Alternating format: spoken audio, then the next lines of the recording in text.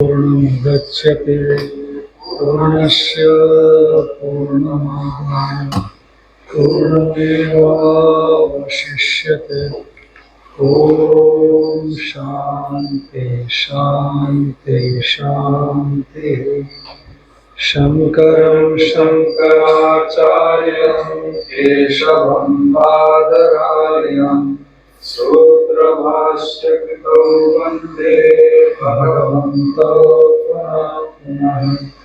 ईश्वरो गुरुरात्मेति मूर्तिभेदविभागिने व्योमवद्व्याप्तदेहाय दक्षिणामूर्तये नमः। ॐ शान्ति शान्ति शान्ति। ब्रह्मसूत्र का पहले अध्याय के दूसरे पाद का वैश्वानर अधिकरण पर हम लोग विचार कर रहे थे। इसलिए यहाँ वैश्वानर शब्दवाच्य क्या हो सकता है, इस विषय पर विचार होने के बाद जो प्रादेश मात्र श्रुति है उस पर विचार किया जा रहा है कि इमं प्रादेश मात्रम अभिविमानम आत्मानम, ऐसा करके वाक्य आया। तो प्रादेश मात्र परमेश्वर कैसे हो सकता है? प्रादेश मात्र परमेश्वर कैसे हो सकता है? तो जैसे हो सकता है उसकी उपपत्ति दिखाई जा रही है। तो उसमें आस्मरथ्य अभिव्यक्त आस्मरथ्य ऋषि का मत बता दिया, जो आप अभी देख चुके थे 29वें मंत्र सूत्र में, कि प्रादेश मात्र जो हृदय प्रदेश है ना, तो उसमें परमात्मा अभिव्यक्त होता है, इसीलिए उसको प्रादेश मात्र कहा गया। उसको जैसे समझने के लिए हम ऐसा समझ सकते हैं कि कोई बड़ी चीज है ना, तो कुछ उपाधि में उतने मात्र दिखाई पड़ती है। जैसे मान लीजिए दर्पण है तो दर्पण में ये मान लीजिए प्रदेश है, उस परिच्छिन्न हृदय आदि प्रदेश में व्यापक होने पर भी परमात्मा उतना ही अभिव्यक्त होता है। ऐसा कहा आस्मरथ्य महर्षि ने, ऋषि ने।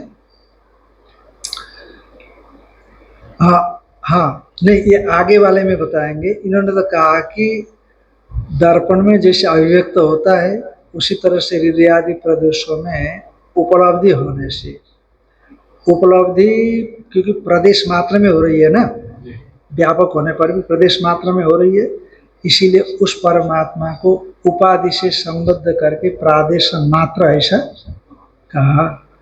ये आस्मरथ्य का मतलब थोड़ा थोड़ा अंतर है। तो उसी तरह से आप दो ऋषियों का मत बताते हैं। अनुस्मृतेर्बादरी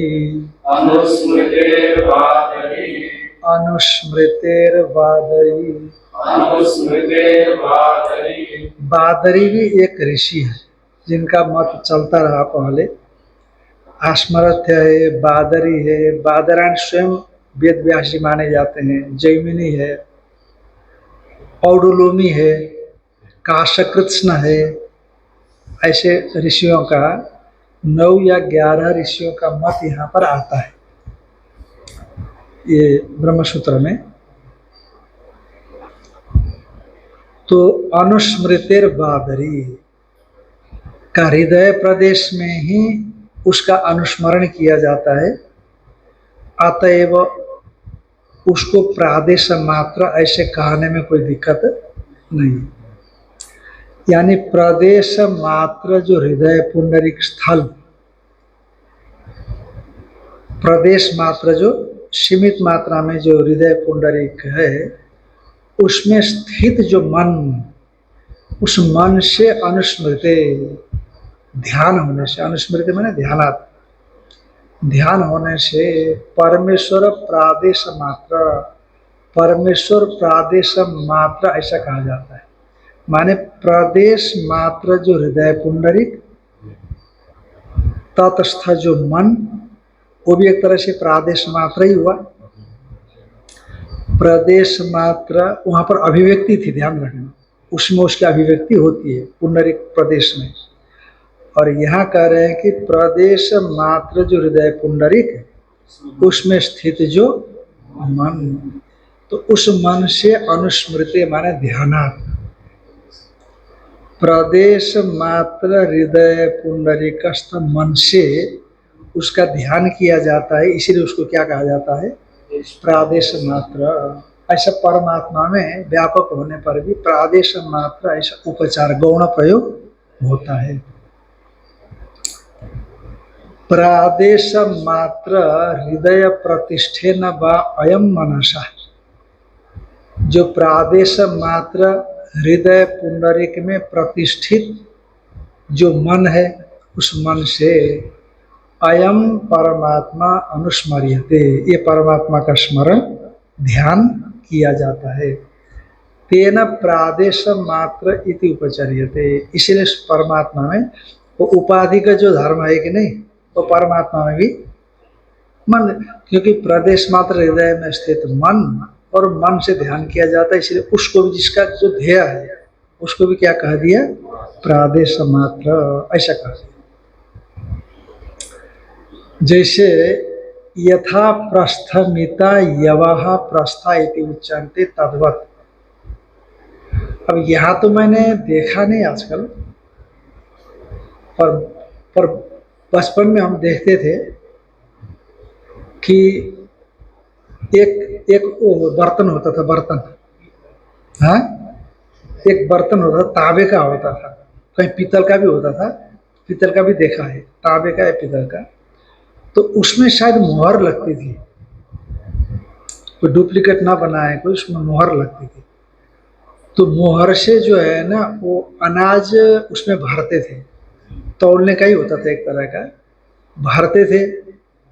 और जैसे अब उसको क्या बोलते थे पता नहीं, यहाँ क्या बोलते हैं, पाथी बोलते थे, उधर पावली बोलते हैं, माना पाथी बोलते थे नेपाल में। हाँ हाँ, छोटा छोटा होता है वो, शायद वो 8 माने का एक पाथी कुछ बोलते थे उधर, मैंने देखा। तो उसका रेट होता है, और रेट स्वयं आप ही तय कर लेते हो। जैसे चावल है, एक पाथी 4 किलो या कितना होता है उसमें पता नहीं, 4-5 किलो ऐसे कुछ होता है। तो यद्यपि वो जो सामान, वो प्रस्थ मान लो, उसका नाम प्रस्थ है, शायद इसीलिए पाथी बोला होगा, प्रस्थ को पाथी बोला होगा भाषा में, अपने अपनी भाषा में। तो अनाज जब उसके भीतर डालते हैं, ऊपर तक डालते हैं, तो अनाज का ही वजन होता है वो, पर ये जो प्रस्थ है वो माप देता है, अनाजगत जो वजन है उसको प्रस्थ क्या कर देता है, माप करके बता देता है इतना है। तो उसी तरह से परमात्मा का जो स्वरूप है ना, उस स्वरूप को हृदयस्थ जो मन है वो मन से स्मरण किया जाता है। और है तो ये प्रादेश मात्र है, पर उसका आरोप कहाँ होता है, परमात्मा में। जैसे मान लीजिए कि 1 किलो वाला अनाज है, तो 1 किलो अनाज का वजन तो अनाज का है ना, पर उसको क्या कर देता है, ये माना प्रस्थ बता देता है। तो जैसे मैंने प्रस्थ से मापा गया अनाज को प्रस्थ कहा दिया। जैसे 1 किलो बाट होता है, बाट से जब तौल करके 1 किलो सामान देते हैं आप, तो आप क्या बोलते हैं उसको, किलो है, किलो, पर किलो वहाँ थोड़ी है, पर 1 किलो का आरोप वहाँ कर दिया ना आपने, उस स्वगत परिमाण को ही वो किलो बता देता है, मैंने इधर से आरोप कर दिया मान लो, ऐसा हो गया। तो उस तरह से प्रस्थमिता यवा, प्रस्थ से मापे गए यवाह प्रस्थ इति उच्यन्ते तद्वत्, यानी यद्यपि च यवेषु स्वगतम एवं परिमाणम प्रस्थ संबंधात व्यज्यते, यद्यपि यहाँ व्यवहार में तो क्या होता है कि जो अनाज में जो परिणाम होगा ना, अनाज का जो परिमाण होगा 1 किलो 2 किलो जितना भी होगा, तो उसके परिमाण प्रस्थ से व्यक्त कर देते हैं। अरे भाई बर्तन, भाई क्या बोलना उसको, प्रस्थ माने बर्तन विशेष है, मापने वाला, माना पाथी जो बोलते हैं, नापते हैं, अनाज मापते हैं। अब आजकल वो नहीं है, अब किलो में चला गया वो सब।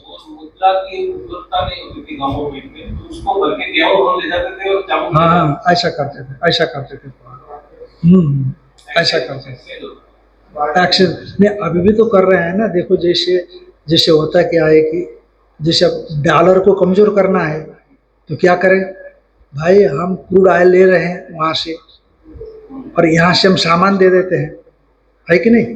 तो आय मतलब डॉलर खरीदने की जरूरत नहीं रहेगी, तो आपकी इकोनॉमी जरा मजबूत बनी रहेगी, ऐसा कुछ होगा शायद। तो उसी तरह का ये भी है, हमने कुछ दे दिया और उनसे कुछ ले लिया, वो माप करके लेते देते थे, ऐसा होता था। तो यद्यपि यहाँ तो अनाज का ही वजन होता है, परिमाण रहता है, जिस परिमाण को आप प्रस्थ के माध्यम से व्यक्त कर देते हैं, पर परिमाण वहीं का रहता है। प्रस्थ में तो कोई परिमाण थोड़ा ही है। वो तो मान लीजिए कि आपने 10 किलो प्रस्थ से माप दिया, और प्रस्थ को उठाओगे तो प्रस्थ तो 1 किलो का भी 2 किलो का भी नहीं होगा, है कि नहीं? पर यहाँ से माप करके वहां डाला तो उसके परिमाण को आपने इससे मापा, पर परमात्मा में ऐसा नहीं होगा।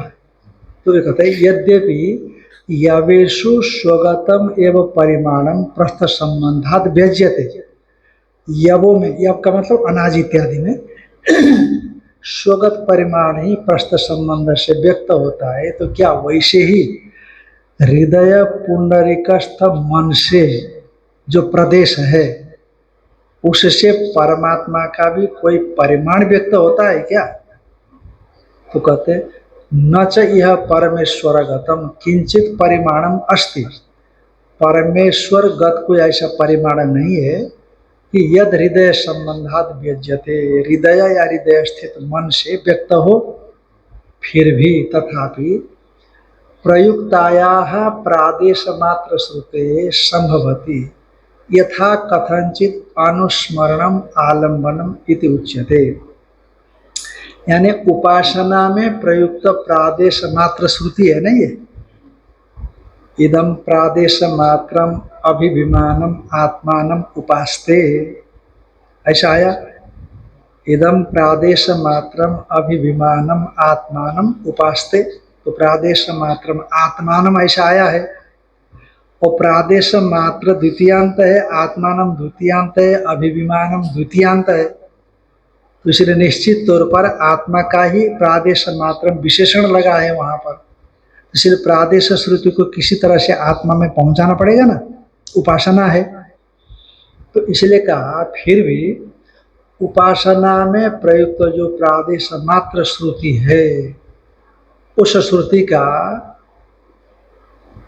अनुस्मरणम, श्रुति से जो अनुस्मरण माने आलंबनम, माने प्रस्थ परिमाण बोधनोपाय, प्रस्थ परिमाण के बोध का उपाय संभवती यथा कथनचित संभवती, और जिसे किसी से भी उसका इस प्रकार का कथन संभव, जिस प्रकार से भी कथन संभव हो वैसा संभव बना लेना चाहिए। माने मनस्थम प्रादेश मात्रत्वम, देखो नीचे टीका में दूसरी पंक्ति दिया है, माने प्रादेशेन मनसा मितः प्रादेश मात्र इत्यर्थ। प्रादेश रूप जो मन, प्रदेश है वह प्रादेश, प्रदेश तो होता है पर उत्तर प्रदेश मध्य प्रदेश, पर प्रादेश तो नहीं बोलता है कोई। वो यदि आप प्रदेश को ही प्रादेश बोलना चाहे तभी कोई दिक्कत है, संस्कृत में नहीं होगा, हिंदी में तो प्रदेश ही बोलना पड़ेगा। पर प्रदेश एवं प्रादेश यानी कौन है वो? उसमें उपलब्ध होने वाला मन, उस मन से मितः मापा गया, जैसे प्रस्थ से मापा गया यव, वो हो गया प्रादेश मात्र। तो का प्रस्थ से मापा गया यव का परिमाण प्रस्थ से अभिव्यक्त होता है, पर परमात्मा का कहते यहाँ तो कोई परिमाण व्यक्त होता नहीं, फिर प्रादेश मात्र कैसे लगेगा? तो कहते हैं यथा कथनचित इति मनस्थम प्रादेश मात्रत्वम स्मृति द्वारा स्मर्यमाणे कल्पितम श्रुते आलम्बनम इत्यादि। मन में स्थित जो प्रादेश मात्र तो है कि नहीं भाई, प्रदेश मात्र हृदय में स्थित मन है, इसलिए हृदयगत प्रादेश को लेकर के मन में प्रादेश मात्र तो हो गया, इसलिए मनस्थम प्रादेश मात्रत्वम, मन में स्थित जो प्रादेश मात्रत्व है वह स्मृति द्वारा, अब मन तो स्मरण करेगा ही, स्मृति के माध्यम से स्मर्यमाणे कल्पितम, और स्मृति किसकी कल्पना कर रहा है, किसका स्मरण कर रहा है? ब्रह्म का। तो स्मर्यमाण में वो प्रादेश मात्रत्व की कल्पना कर दी गई।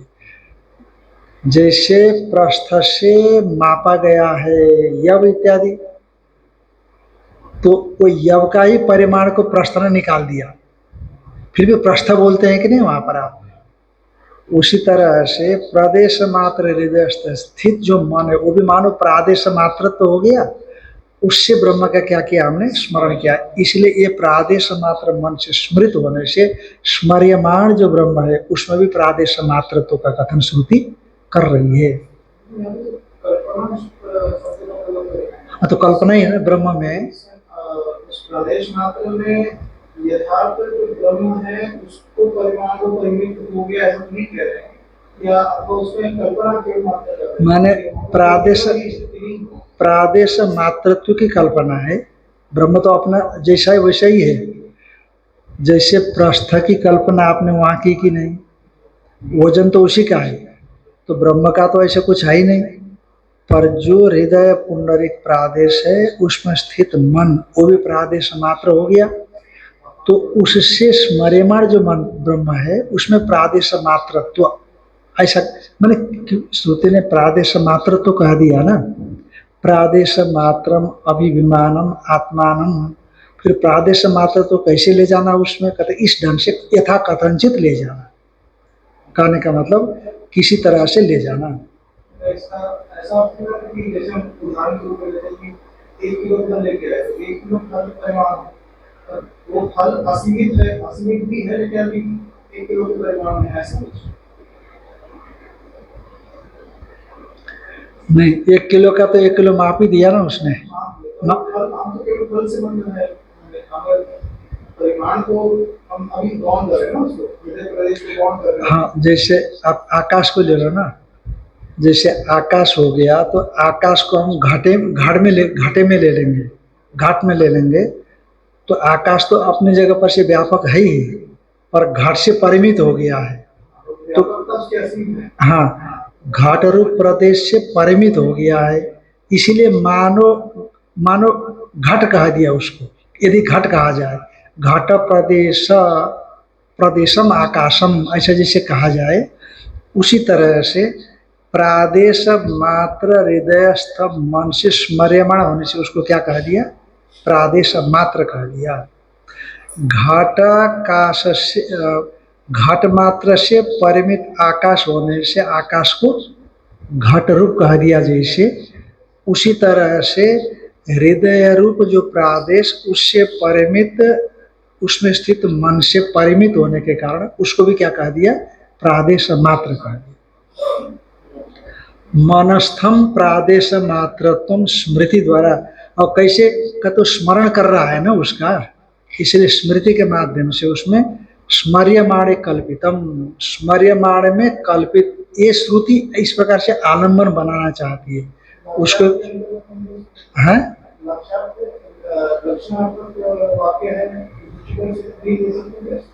हाँ, ऐसा मान नहीं, उपासना है ना, ये उपासना, इसलिए लक्षण करने की जरूरत नहीं।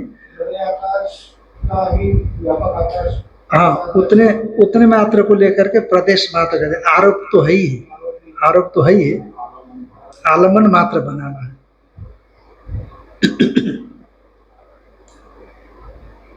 तथापि उपासनायां प्रयुक्तायाः प्रादेशमात्र श्रुते अनुस्मरणम आलंबनम यथा कथंचित संभवति।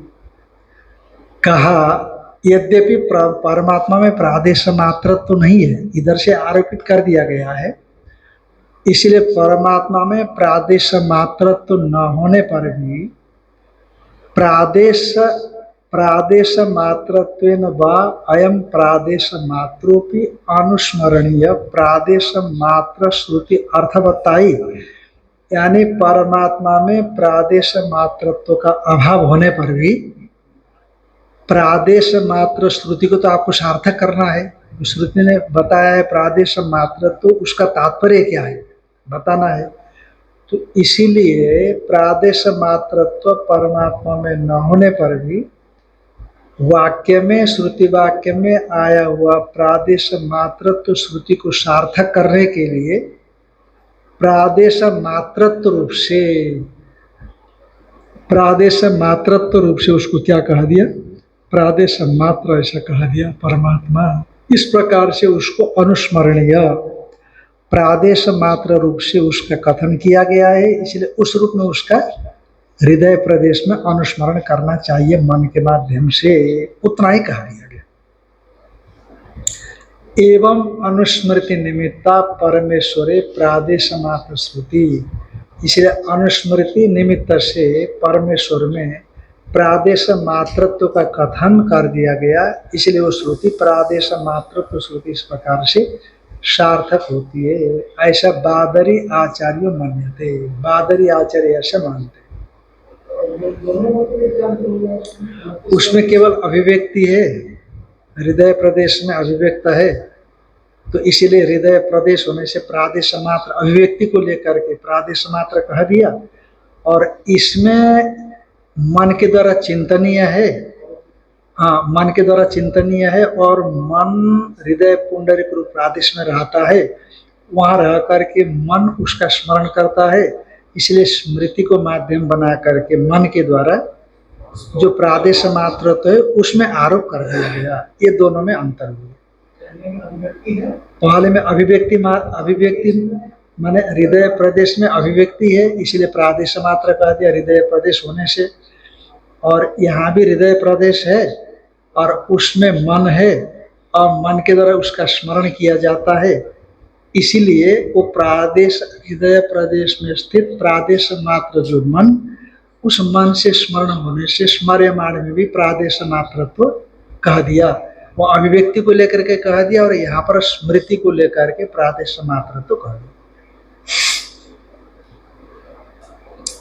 संपत्तिरिति जैमिनिस्तथा हि दर्शयति, संपत्तिरिति जैमिनिस्तथा हि दर्शयति।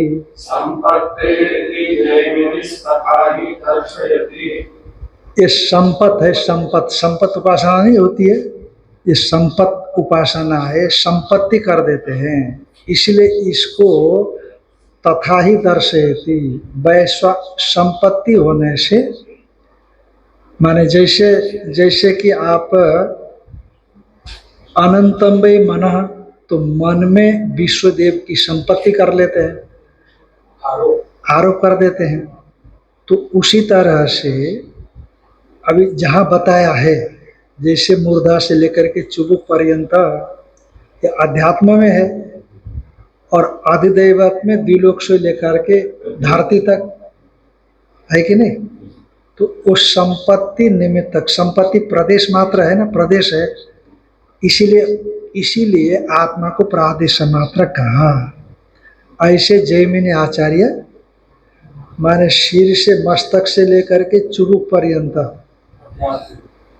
यहाँ जैसे जैसा नाम है वही विराट का स्वरूप है, ऐसा करके संपत्ति कर देते हैं। भाई अनग्नि में अग्नि बुद्धि संपत है कि नहीं, पंचाग्नि विद्या में आप पढ़ चुके हो।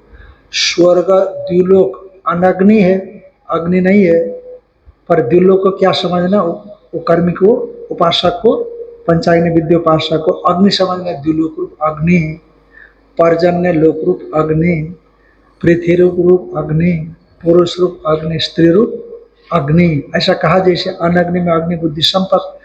तो उसी तरह से यहाँ पर भी जो जो जो जो प्रदेश है, प्रदेश माने अध्यात्म में यहाँ से लेकर के यहाँ तक का प्रदेश, अधिदैवत में द्विलोक से लेकर के पृथ्वी पर्यंत प्रदेश, उसमें परमात्मा की संपत्ति।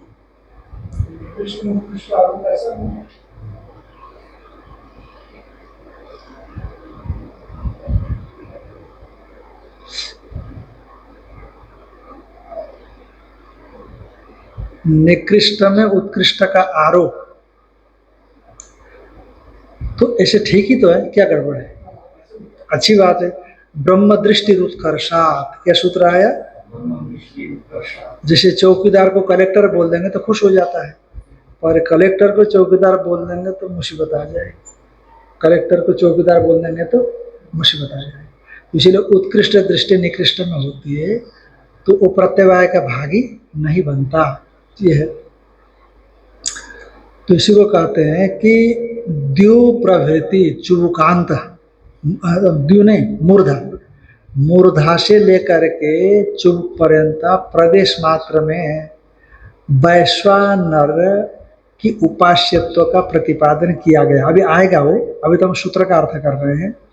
मूर्धा से लेकर के चुबुक पर्यंत प्रदेश मात्र भाग हो गया। इस प्रदेश मात्र भाग में वैश्वानर के उपास्यत्व का प्रतिपादन किया है। इसीलिए परमात्मा भी प्रादेश मात्र संपन्न, प्रादेश मात्र से संपन्न हुआ। इसीलिए प्रादेश मात्रत्व संपत्ति से प्रादेश मात्र श्रुति उपपन्न हो सकती है, ऐसे जैमिनी आचार्य मानते हैं। तो इसलिए क्या हो गया? प्रादेश मात्रत्व संपत्ति से प्रादेश मात्र श्रुति उत्पन्न हो गई, यानी संपत्ति रीति जैमिनी। तथा ही माने वैश्वानर का प्रादेश मात्र संपत्ति दर्शयति, माने प्रादेश मात्रम, प्रदेश मात्रम इव हवै देवा, इस प्रकार से श्रुति दिखाती है। तो थोड़ा भाष्य पढ़ लीजिए। संपत्ति निमित्तावास्यात् प्रादेश मात्र श्रुति ही, संपत्ति निमित्त की प्रादेश मात्र श्रुति है। कुतः? तथा ही समान प्रकरणम वाजसने ब्राह्मणम द्यु प्रवृत्तिन पृथ्वी पर्यंतान त्रैलोक्यात्मनु वैश्वानरस्य अवयवान अध्यात्म मूर्ध प्रवृत्तिषु चुरूप पर्यंतेषु देहावयवेषु संपादयत प्रादेश मात्र संपत्तिम परमेश्वरस्य दर्शयति। प्रादेश मात्रम इव हवै देवः सुविदिता अभिसंपन्नस्तथा नोव एतान् वक्ष्यामि यथा प्रादेश मात्रम एवं अभिसंपादयिष्यामीति स होवाच इत्यादि। कहते कुतः, किस हेतु से प्रादेश मात्र है? कहा समान प्रकरण वाजसने ब्राह्मणम, जैसे छांदोग्य की चर्चा चल रही थी यहाँ पर, तो समान प्रकरण वाजसने ब्राह्मण में है। माने एक ही वैष्णव विद्या दोनों जगह पर है, एक ही वैष्णव विद्या दोनों जगह पर, उसका प्रतिपादन का प्रकरण है छांदोग्य में वाजसने में, इसलिए समान प्रकरण हो गया। जैसे प्राण विद्या है, छांदोग्य में भी है, बृहदारण्यक में भी है, कौशितकी में भी है, तो ये समान प्रकरण हो गया। एक ही विद्या का प्रतिपादन करने वाले प्रकरण को क्या बोलते हैं? समान प्रकरण, ऐसा बोलते हैं।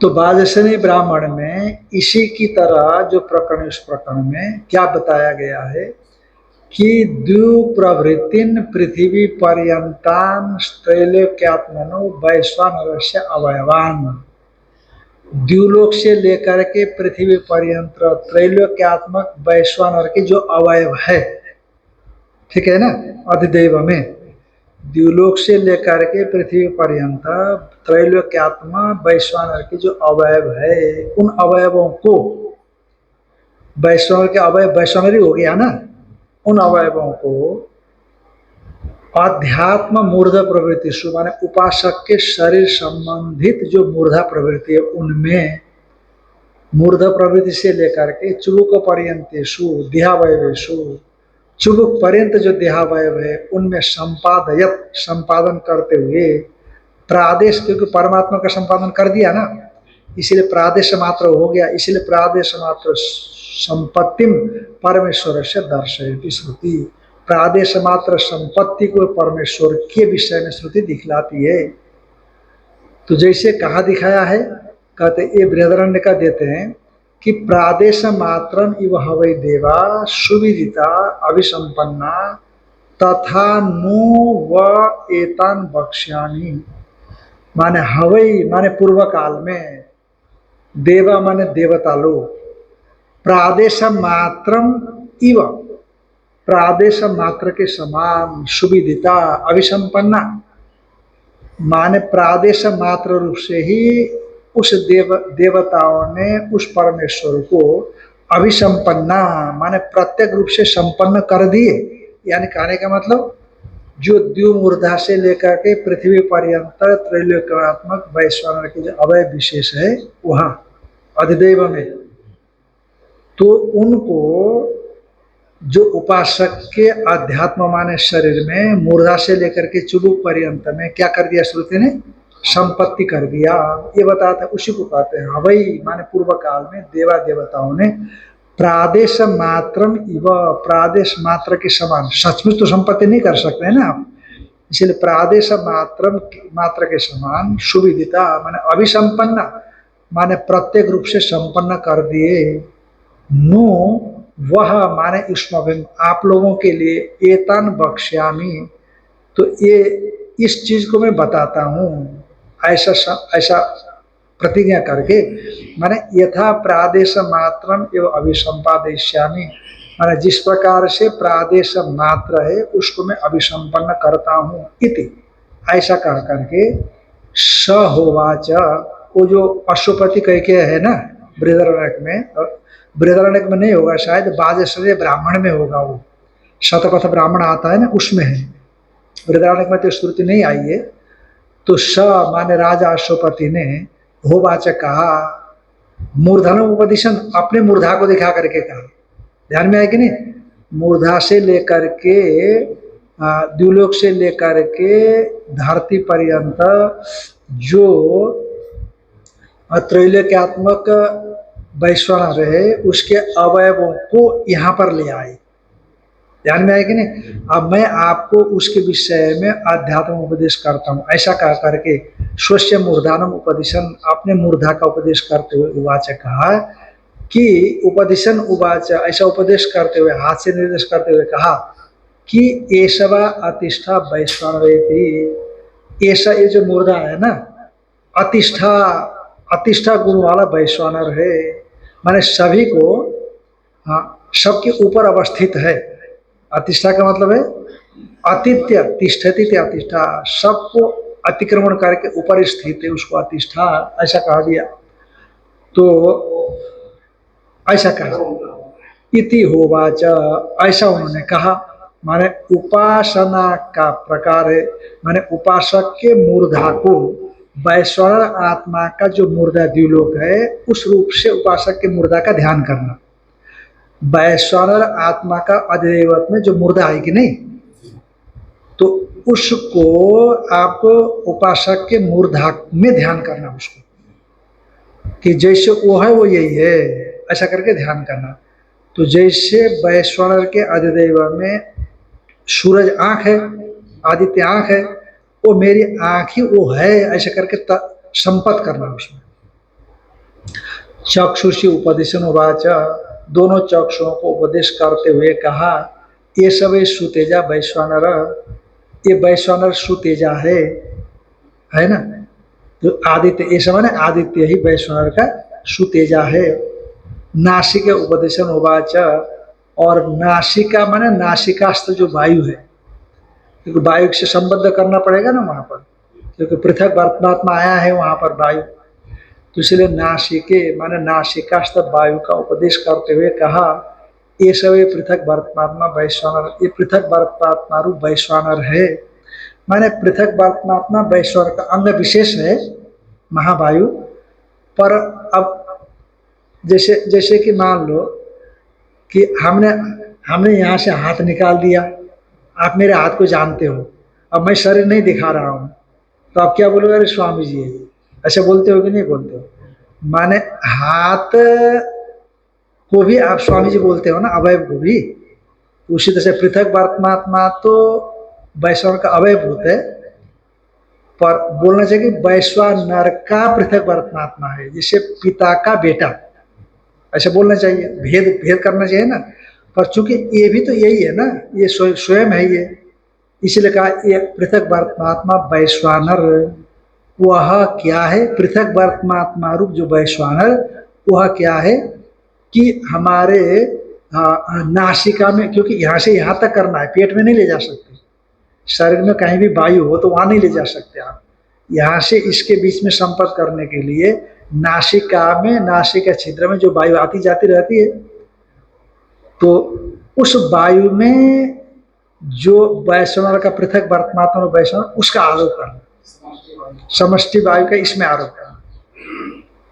तो नासिक उपदिशन उवाच ऐसे पृथक परमात्मा वैश्वानर मुख्यम आकाशम उपदिशन उवाच।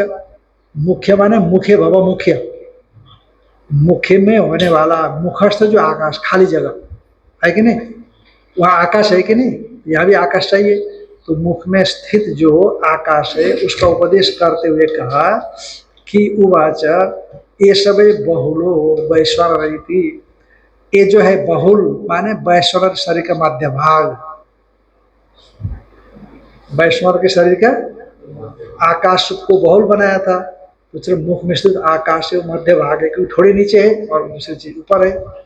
अभी एकदम बराबर नहीं करना, बुरधा से लेकर के मुख तो बहुत नीचे आ गया, तो उसके भीतर का आकाश तो मध्य भाग में कैसे आ गया, ज्यादा नीचा हो गया, ध्यान में आए ना। तो अब आकाश को ढूंढना पड़ेगा ना, आपको खाली जगह देखनी पड़ेगी। तो खाली जगह देखने के लिए मुख तक आना पड़ा।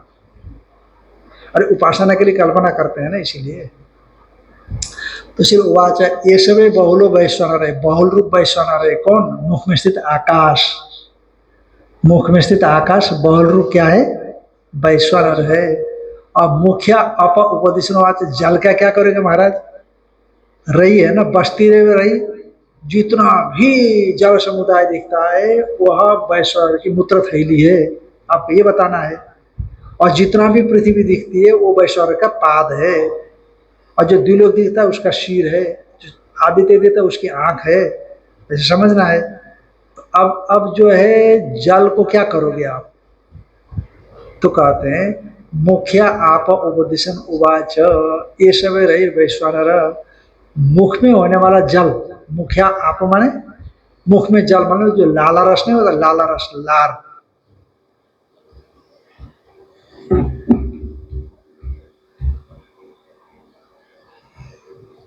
हाँ, तो जो लाला रस है उसका उपदेश करते हुए कहा ये सब रही वैश्वानर। ये जो मुख का लाला है वह वैश्वानर का वही मूत्र स्थान है, मूत्र थैली है, ऐसा समझना उसको। और चुबुकम उपदेशन उवाच, और ठोंडी का उपदेश करते हुए कहा ये सब प्रतिष्ठा वैश्वानर। ये ठोस है ना, और धरती भी ठोस है, इसलिए वैश्वानर का ये क्या है? पाद है। इति, तो इस प्रकार से प्रदेश मात्र में कल्पना की गई अध्यात्म में। चुबुकम, चुबुक किसको बोलते हैं? कहते हैं आधारम मुख फालकम उच्यते। दो मुख ऊपर नीचे होता है कि ना, तो नीचे वाला जो मुख फालक है, मुख का जो नीचे का फालक है, फालक माने भाग है। यद्यपि बाजसनेय के देव अतिष्ठात्व गुण। अच्छा देखो, अभी आपने पढ़ा कि जो वैश्वानर का मूर्धा शीर, उसको अतिष्ठात्व गुण से विशिष्ट बताया, और वहां पर सुतेजस्त गुण से विशिष्ट बताया था, कहाँ? छांदोग्य में।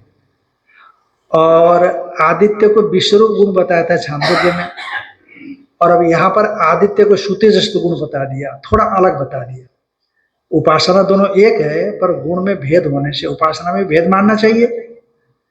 किसी को शंका हो गई तो उत्तर देते हैं यद्यपि बाजसनेय के माने शुक्ल यजुर्वेद के शतपथ ब्राह्मण, अब ध्यान में आया वो बाजसनेय माने बृहदारण्यक नहीं लेना उपनिषद, शुक्ल यजुर्वेद का जो शतपथ ब्राह्मण, उसमें देव अतिष्ठात्व गुणा, जो वैश्वानर के मस्तक से अभिन्न द्विलोक, उसमें अतिष्ठात्व गुण माने भूरादि संपूर्ण लोगों का अतिक्रमण करके बैठा हुआ, ऐसा गुण का समाम्नायते समा कथन किया गया है।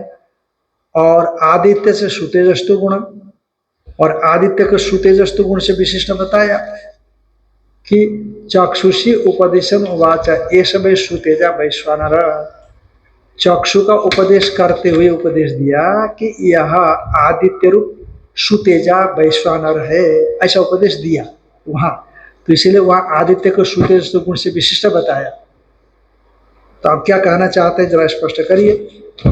तो कहते हैं कि भाई थोड़ा भेद दिखाई पड़ रहा है ना, वही हम समझा रहे हैं। क्या समझा रहे हैं कि छांदोग्य पुनः छांदोग्य में देव सुतेजस्तु गुणा समाम्नायते, और द्युलोक सुतेजस्तु गुण से बताया गया है। मूर्धैव सुतेजा तस्य वै तस्य आत्मना वैश्वानर से मूर्धैव सुतेजा। तो द्युलोक को क्या कर दिया, तस्य हवा तस्य आत्मनो वैश्वानर से मूर्धैव सुतेजा, माने द्युलोक सुतेजा है, ऐसा कह दिया। तो इसीलिए छांदोग्य पुनः देव सुतेजस्तु गुणा समाम्नायते आदित्य से विश्वरूप गुण, और आदित्य में विश्वरूप गुण माना गया है, माने सर्व रूपात्मक गुण से युक्त माना गया। तथापि नैतावेता विशेषण किंचित हीयते। तो ये कुछ विशेषण से, विशेषण के भेद से उपासना में भेद आपादन नहीं होता, क्योंकि प्रादेश मात्र श्रुति अविशेषात। चाहे बृहदारण्यक में जो है मूर्धा से लेकर के चुबुक पर्यंत संपत्ति हो, चाहे छांदोग्य में जो है द्युलोक से लेकर के पृथ्वी पर्यंत संपत्ति हो, पर प्रदेश तो है ना। प्रदेश मात्र तो श्रुति का व्याघात नहीं है, इसलिए थोड़ा बहुत गुण इधर उधर होने पर भी कोई फर्क नहीं पड़ता। बल्कि एक उपासना सिद्ध होने पर जो चीज बृहदारण्यक उपनिषद में जो गुण कथन नहीं किया गया है, सर्व प्रत्यय कोई श्रुति कोई एक सूत्र आता है, सर्व वेदांत प्रत्ययम चोदनादि अविशेषात, एक सूत्र आता है। सभी वेदांत में प्रतिपादित जो गुण है, उन गुणों को यदि उपासना एक है तो एक दूसरे शाखा से एक दूसरे शाखा में गुणों का उपसंहार करना चाहिए। जैसे मान लो छांदोग्य में और बृहदारण्यक में प्राणोपासना है, तो छांदोग्य में कुछ गुण अधिक है या बृहदारण्यक में कुछ अलग प्रकार के गुण है, पर उपासना एक है प्राण रूप हिरण्यगर्भ की। तो फिर बृहदारण्यक से में बताए गए गुण को छांदोग्य में लाना चाहिए, और छांदोग्य में बताए गुण को बृहदारण्यक में ले जाना चाहिए, ऐसा बताया गया है। उसी तरह से समझना। प्रादेश मात्र श्रुति अविशेषात, दोनों जगह पर समान है। सर्व शाखा प्रत्यय माने सभी शाखाओं में सर्व वेदांत प्रत्ययम चोदनादि अविशेषात, इस सूत्र से एक दूसरे गुणों का उपसंहार होता है। संपत्ति निमित्तम प्रादेश मात्र श्रुति युक्त तराम जैमिनी आचार्य मन्यते। इसीलिए संपत्ति निमित्तक प्रादेश मात्र श्रुति सही है, युक्ततर है अन्य की अपेक्षा से, अन्य सिद्धांत की अपेक्षा। तर्क लगा दिया ना, ऐसे जैमिनी आचार्य मानते हैं। और दूसरा भी हेतु देते हैं प्रादेश मात्र श्रुति मानने में, क्या है का आमनंती चैनम अस्मिन, आमनंती चैनम अस्मिन, अस्मिन माने प्रादेश परिमाणे द्विमूर्त चुबुकांतराले। प्रादेश मात्र परिमाण द्वि से लेकर के चुबुक के मध्य में, प्रादेश मात्र परिमाण, हाँ प्रादेश मात्र परिमाण माने मूर्धा से लेकर के चुबुक के बीच में, एनम इसी परमेश्वर को आमनंती कथन करते कौन, जावाला। जो जावाला शाखाध्यायी लोग है, हाँ जावाला माने जावाल शाखा, जावाल शाखा भी है क्या, जावाल उपनिषद, बस उसी को मानने वाले जो है ना जावाल लोग, वो क्या करते हैं कि अस्मिन माने मूर्धा से लेकर के ये चुबुक पर्यंत, एनम इसी परमेश्वर को आमनंती कथन करते हैं। इसी प्रदेश मात्र में ही जावाल लोग भी कथन करते हैं। तो इसीलिए प्रादेश मात्र श्रुति इसी उपासना के लिए ही है, ये कहने का मतलब। आमनंती चैनम परमेश्वरम अस्मिन मूर्ध चुबुकांतराले जावाला। जो जावाल शाखाध्यायी लोग हैं वो लोग भी कि इस परमेश्वर को इस मूर्धा से लेकर के चुबुक पर्यंत आमनंती कथन करते हैं। कैसे? या एसो अनंत अव्यक्त आत्मा स्व अभिमुक्ते प्रतिष्ठित। ये जो अनंत अव्यक्त आत्मा परमेश्वर वह स परमेश्वर अभिमुक्ते, अभिमुक्त कहते जो विमुक्त नहीं है, यानी कामादियों से बद्ध जो जीव उस जीव में प्रतिष्ठित है, वो अनंत परमात्मा इस जीव में प्रतिष्ठित है। हाँ, अनेन जीवेन आत्मनानुप्रविश्य नाम रूपे व्याकरमाणि। कैसे प्रतिष्ठित है? परमात्मा जीव में प्रतिष्ठित है। कैसे का? उसका तात्पर्य है कि ब्रह्म ही अविद्या से जीव रूप से विद्यमान है, इसलिए उपासना के लिए जीव और का कैसे अनेन जीवन आत्मनानुप्रविश्य नाम रूपे व्याकरमाणि, इस श्रुति के माध्यम से और व्यवहार दशा में अविद्या कल्पित भेद को लेकर के उपासना के लिए जीव और ब्रह्म का आधे आधे भाव रूप की कल्पना की गई है। क्योंकि अभिमुक्त में परमात्मा है, यद्यपि परमात्मा ही अभिमुक्त है जीव, क्योंकि वही इसमें प्रवेश किया हुआ है। पर व्यवहार दशा में उपासना के लिए परमात्मा में क्या माना गया? आधार आधे भाव माना गया, क्योंकि अभिमुक्त में वो अनंत परमात्मा अवस्थित है। दरी और आपका आधार आधे भाव है, उस तरह से कल्पना उपासना के लिए। इसलिए अभिमुक्त पदवाच्य जीव के अभ्यंतर जो परमात्मा है उस उपासना परमात्मा को उपासना करना चाहिए। माने अभिमुक्त से अभिन्न जो जीव है उस जीव के अंदर परमात्मा की उपासना करनी चाहिए। ये सामान्य रूप से शब्द का अर्थ हुआ। तो यह येषु अनंत अव्यक्त आत्मा परमेश्वर स परमेश्वर अभिमुक्त प्रतिष्ठित, अभिमुक्त में प्रतिष्ठित है, माने परमात्मा जीव में प्रतिष्ठित हुआ ना। तो उस परमात्मा जीव में प्रतिष्ठित है, जीव में प्रतिष्ठित परमात्मा की उपासना करनी चाहिए। तो स्व अभिमुक्त कश्मीर प्रतिष्ठित है, वो अभिमुक्त माने जीव कहाँ प्रतिष्ठित है? तो कहते हैं जीव जहाँ प्रतिष्ठित है, अभिव्यक्ति का स्थान बता रहे हैं। वर्णायाम नाश्याम च मध्य प्रतिष्ठित है, वर्ण और नाशी के मध्य में प्रतिष्ठित है। वर्ण और नाशी के मध्य में प्रतिष्ठित है। महाराज ये वर्ण और नाशी क्या है? कावई वर्ण काच नाशी थी, और श्रुति में ऐसा आया है, जाबाल उपनिषद है ना, तो उसमें ये बात आ गई है कि कावई वर्ण, वर्ण किसको बोलते हैं, नाशी किसको बोलते हैं। ऐसा होने पर तत्र इमाम एवं नासिकाम, माने इमाम एवं नाशी, हाँ इमाम एवं नासिकाम वर्ण, ये जो नासिका है ना, वो नासिका ही क्या है? वर्ण है। नहीं, इमाम एवं नासिकाम नाशी, ये नासिका को ही नाशी बोलते हैं। और वर्ण माने भूमध्य, भूभाग, ये भ्रू, वर्णा भ्रू। देखो नीचे से 5वीं पंक्ति देखना टीका में, तत्र च श्रुतौ इमाम एवं भूषयिताम नासिकाम निरुच्य इति भाष्ये जरा। तो तत्र श्रुतौ, श्रुति में इमाम एवं भूषयिताम नासिकाम निरुच्य, इमाम कहने का मतलब क्या समझना? इमाम एवं नासिकाम निरुच्य, भू के सहित नासिका का निरूपण करते हुए, हाँ निरूपण करते हुए कहा कि वर्ण क्या है, नाशी क्या है, पूछा गया। तो तत्र च इमाम एवं नासिकाम वर्णा नाशी इति निरुच्य, यानी भू के सहित इस नासिका का निरूपण करते हुए, ऐसा अर्थ कर लेना। यानी नासा, भाष्य जना, सर्वाणि इंद्रियकृतान दोषान वारयति वर्ण भ्रू, संपूर्ण इंद्रियकृत दोषों को जो वारण करते वो वर्ण हो गई भ्रू। सर्वान दोषान नाशयति नाशी नाशिका निर्वचन श्रुतम, संपूर्ण दोषों को नाश कर दे वो नाशी है, नाशी नाशिका है, ऐसा निर्वचन श्रुति में आया। यानी नाशा भुवोर जीव द्वारा ईश्वर स्थानत्व ध्यानात् पाप बारकत्व में मंतव्य। इसका मतलब ये है कि नासिका और भ्रू ये दो के बीच में जीव रहता है, और जीव परमात्मा का अभिन्न स्वरूप ही है। तो उस जीव में स्थित जो परमात्मा है, उस परमात्मा का ध्यान करने से जीव द्वारा ईश्वर ध्यान, ईश्वर का ध्यान ईश्वर ईश्वर स्थानत्व ध्यान, ईश्वर स्थानत्व के ध्यान से पाप बारकम इति मंतव्य, तो पाप की निवृत्ति होती है, इसका तात्पर्य है।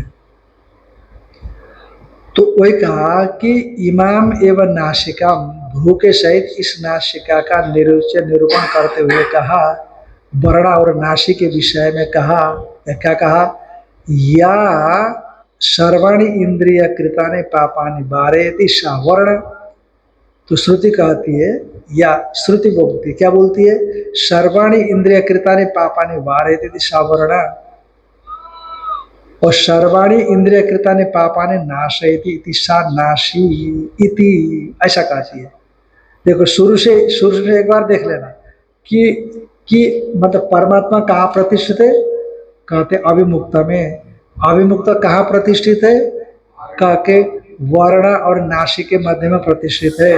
तो वर्ण और नासिक किसको बोलते हैं, कहा तो भ्रू के सहित नासिका का निर्वचन करते हुए वर्ण और नासिक के विषय में कहा, क्या कहा श्रुति ने, कहा जो संपूर्ण इंद्रियकृत पाप को नष्ट कर दे वो होगी वर्ण, और संपूर्ण इंद्रियकृत सर्वाणी इंद्रियकृतानि पापानि वारयति सा वर्ण, है कि नहीं।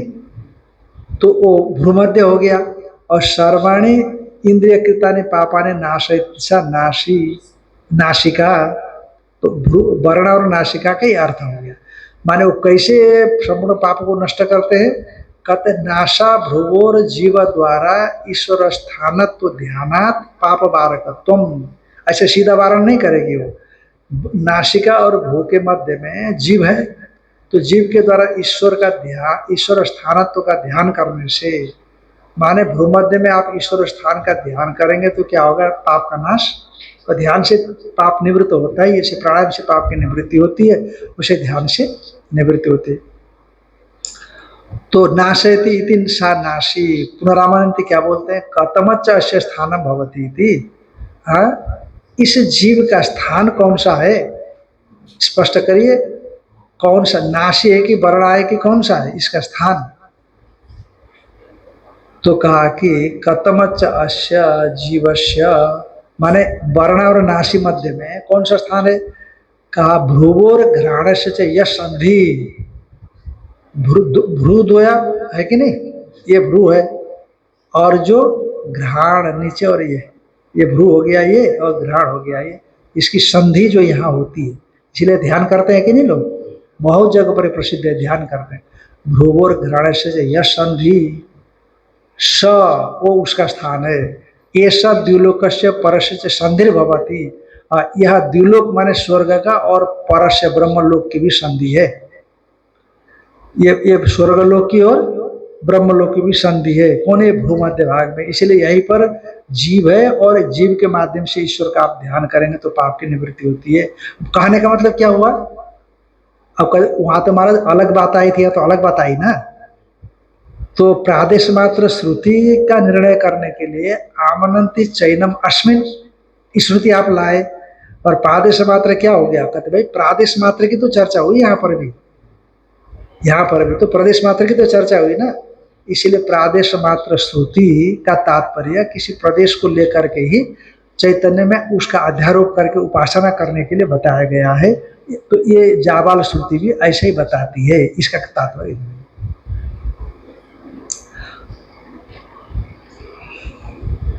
तस्मात् उपपन्ना परमेश्वरी प्रादेश मात्र श्रुति, इसलिए परमेश्वर में प्रादेश मात्र श्रुति उपपन्न हो गई। अब प्रादेश मात्रम अभिविमानम आत्मानम, ऐसा है ना, अभिविमानम। तो अब अभिविमानम का क्या अर्थ है, अभिविमान श्रुति प्रत्येगात्मत्व अभिप्राय, अभिविमान जो श्रुति है ना, प्रत्येगात्मत्व को लेकर के कही गई है। प्रत्येगात्मा माने अभ्यंतर आत्मा स्वयं, माने प्रत्येगात्मतया। अब उसकी अभिविमानम की व्युत्पत्ति, तीन व्युत्पत्ति करेंगे। प्रत्येगात्मतया सर्वे प्राणी भी अभिविमीयते इति अभिविमान, प्रत्येगात्म रूप से सभी प्राणियों के द्वारा मैं ही वह तत्व हूँ इस रूप में जाना जाता है, इसीलिए उसको क्या बोलते हैं, अभिविमान। प्रत्येगात्मतया, प्रत्येगात्म रूप से सभी प्राणियों से अभिविमीयते अहम ब्रह्मास्मि, इस प्रकार से उसको ज्ञायते इति अभिविमान। एक अर्थ ये हो गया। और अभिगतो वायम प्रत्यगात्मत्वात् विमानस्य मानवियोगात् इति अभिविमान। अभिगतो माने सर्वत्र व्यापक है ये। अभिगत गत माने गत माने प्राप्त, अभि माने अभित सर्वत्र, सभी और प्राप्त है, सर्वव्यापक है, सर्वस्वरूप है।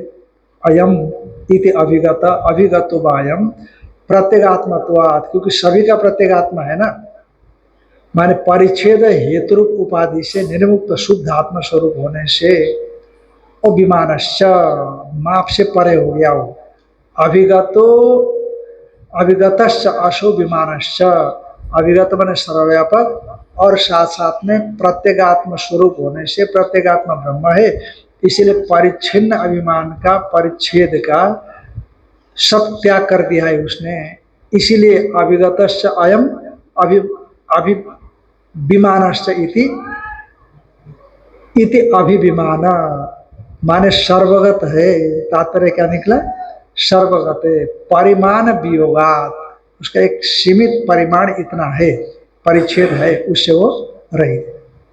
अभिमान हो गया। अभिविमिते व सर्वम जगत कारणत्व ये अभिविमान, यानी अभिविमिते माने निर्माणम करोति, किसको कहते? सर्वम जगत, संपूर्ण जगत को। इसलिए अभिविमान हो गया, क्योंकि कारणत्वात्, क्योंकि संपूर्ण कारण है वह।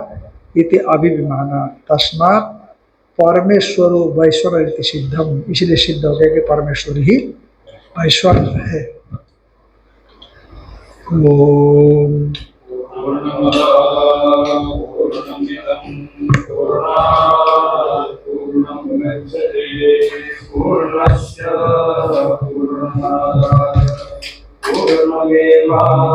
शिष्यते। ओम शांति शांति शांति। शंकरं शंकराचार्यं केशवं भास्करायणं सूत्रभाष्यकृतौ वन्दे भगवन्तौ पुनः। ईश्वरो गुरुरात्मेति मूर्तिभेदविभागिने व्योमवद्व्याप्तदेहाय दक्षिणामूर्तये नमः। ओम शांति शांति शांति।